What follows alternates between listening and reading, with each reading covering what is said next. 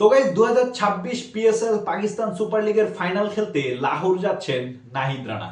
নাহিদ রানা এবছর শুরুতেই পিএসএল এ পেশোয়ার জালমির হয়ে খেলতে গিয়েছিলেন, কিন্তু মাঝপথে নিউজিল্যান্ড সফর থাকায় আবারও দেশে ফিরতে হয়েছিল নাহিদ রানাকে।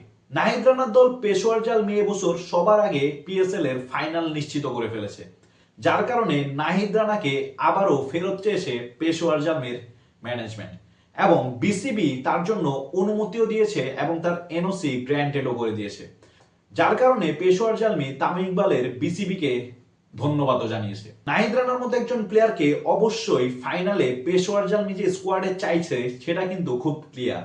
দেশে ফেরার আগে নাহিদ রানা পিএসএল এ পেশোয়ার জালমির হয়ে 4টি ম্যাচ খেলেন এবং সেই 4টি ম্যাচে তিনি ছিলেন খুবই ইকোনমিক্যাল এবং দুর্দান্ত বোলিং করেছেন।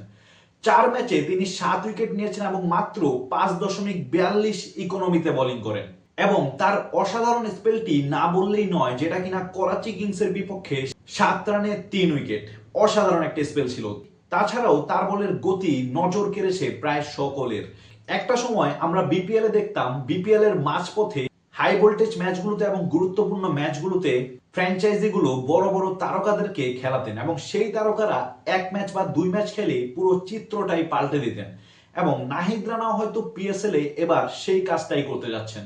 এবং নাহিদ রানা যখন পিএসএল এ দেড়শো গতিতে বলগুলো করেন এবং ব্যাটসম্যান যখন অবাক দৃষ্টিতে তাকিয়ে থাকে, তখন প্রতিটি বাঙালির মন যেন খুশিতে ভরে যায়।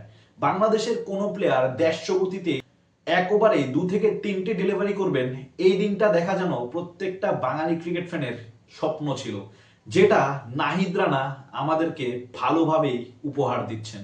ধন্যবাদ স্পিড স্টার এই ধরনের কৃতিত্ব বাংলাদেশকে গড়ে দেওয়ার জন্য।